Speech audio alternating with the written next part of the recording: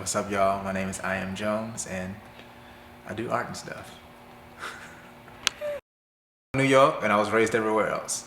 Upstate New York, Peekskill, New York. It's like 50 miles northwest of New York City. Most New Yorkers don't believe there's anything past the Hudson, but there is indeed life. I was up there for like a year. Came to Georgia, Tennessee, graduated high school, North Carolina. Military, bounced around there. Came to Arizona, which was a culture shock. I never thought being in America would be a culture shock. And did some stuff, and now I'm here. My mom is a preacher and a poet, and she taught me how to do basically everything I can do artistically. So yeah, I'm a dad. I have two babies. I have a son, his name is Sol, S-O-L, and a daughter, her name is Judah. She's all fire and teeth. So I got pretty good situation.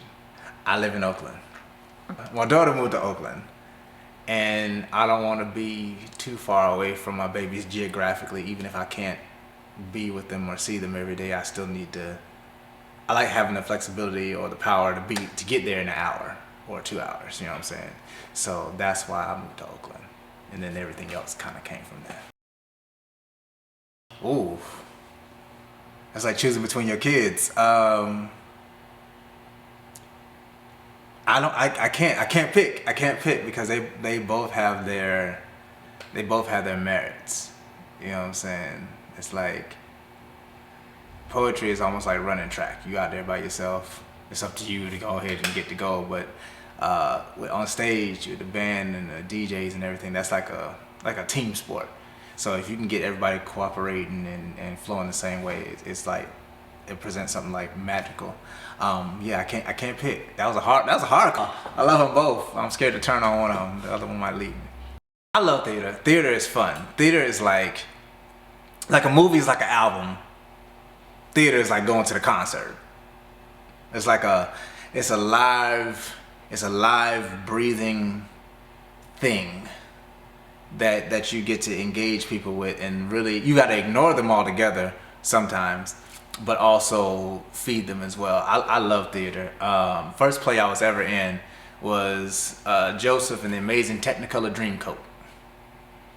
That's the first one, I think. No, that's the first one. That's the first one. And then we went to, I did a play called Images with actually Mr. Jones in Raleigh, North Carolina. We went to the Black Theater Festival. I think it was in Winston-Salem. So yeah, those are my upfront plays, and then the other ones is stuff I've been not acting, like kind of helping light and build sets for and directing behind the scenes and all that other stuff. But yes, I absolutely love theater. Theater is fun, but theater is not no joke. It's not a game. Not no joke. Yes, I had to use bad English to describe how serious it can be, but yeah, it's a beautiful thing. I think my first play as a kid was like this musical thing I did in 4th grade, and I started singing and all that other stuff. And then I was Mr. Cellophane in Chicago.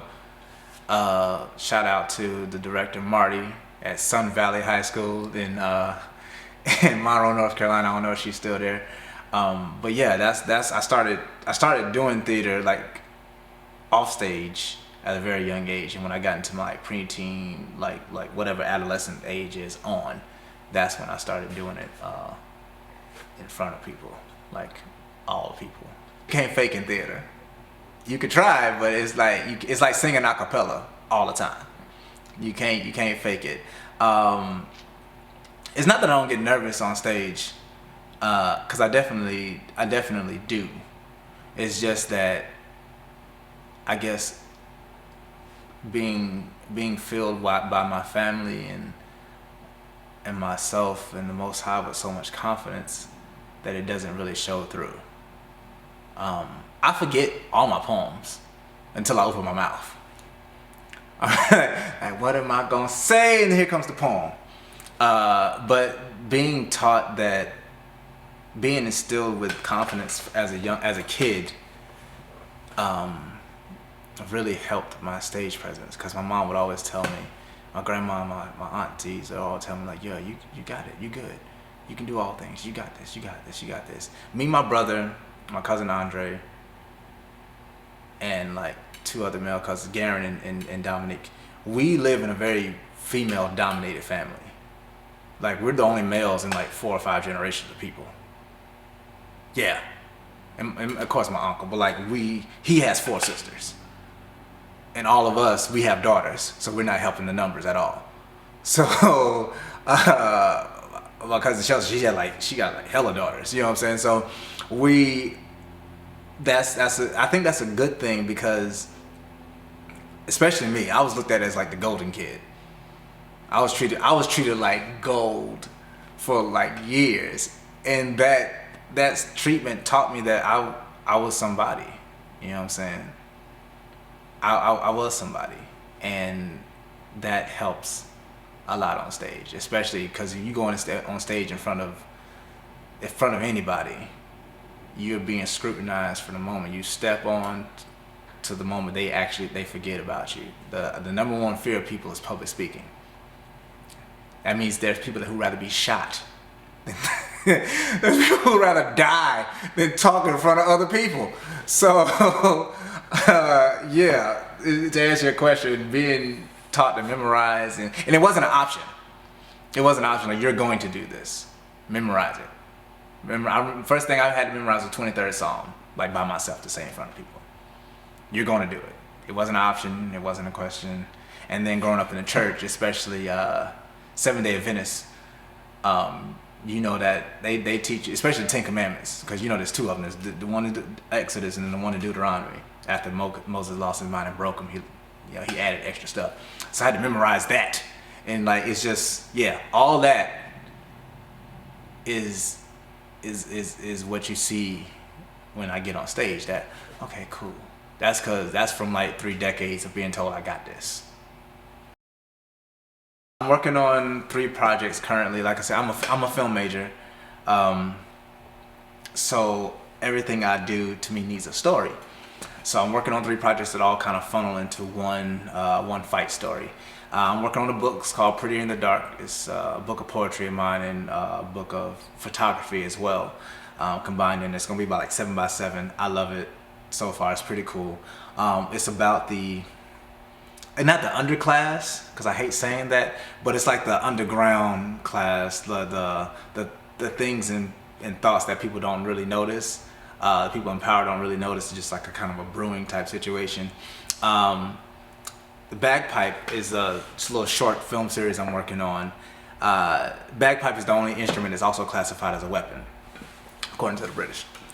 That's why they didn't let the Scots use them, because it messed with the horses or something crazy like that. But anyway, it's like the film is about a Holocaust, but against musicians, and against artists, and against painters, and against dancers, any art of any medium.